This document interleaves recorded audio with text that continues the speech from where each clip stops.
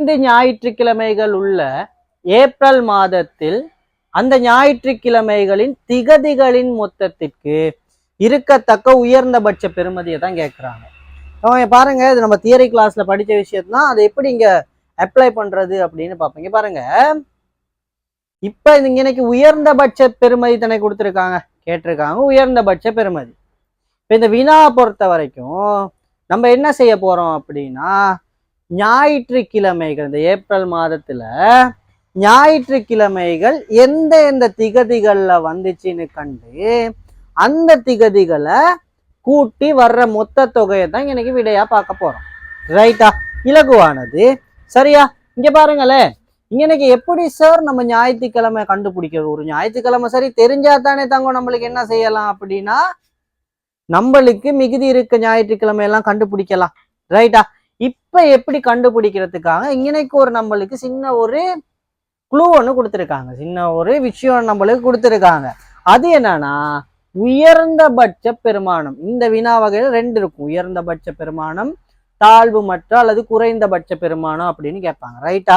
உயர்ந்தபட்ச பெருமானம் அப்படின்னா இந்த ஏப்ரல் மாதத்துல எத்தனை நாட்கள் இருக்கும்? 30 நாட்கள் இருக்கும்.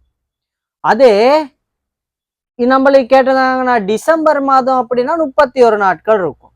உயர்ந்தபட்ச பெறுமதியை பொறுத்த வரைக்கும் 30 நாட்களை கொண்ட ஒரு மாதம்னா அந்த மாதத்துக்கு இறுதி நாள் 30ஆம் தேதியை தான் இந்த தர்ற கிழமையா நம்ம எடுக்கணும். இப்ப இங்க பாருங்க, அப்ப நம்ம இங்க எடுக்க வேண்டிய விஷயம் தாங்கோ 30ஆம் தேதி ஒரு ஞாயிற்றுக்கிழமைன்னு தான் எடுக்கணும். 30ஆம் தேதி ஞாயிற்றுக்கிழமை அப்படின்னா என் தங்கம், அதற்கு 7 நாளைக்கு முதல்ல தான் என்ன நடந்திருக்கும், 30ஆம் தேதிக்கு முதல்ல உள்ள ஞாயிற்றுக்கிழமை வந்திருக்கும். அப்ப அதை கண்டுபிடிக்கிறதுக்கு 30ஆம் தேதியில இருந்து 7 கழிக்கணும்.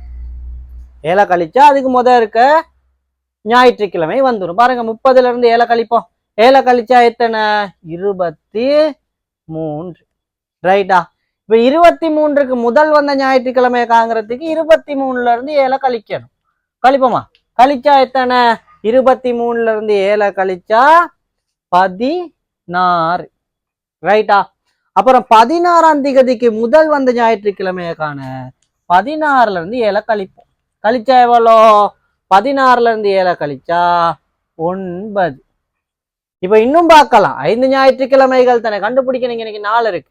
9க்கு முதல் வந்த ஞாயிற்றுக்கிழமையை காங்கிறதுக்கு தங்கம் 9ல இருந்து 7 கழிச்சா எவ்வளோ? 2.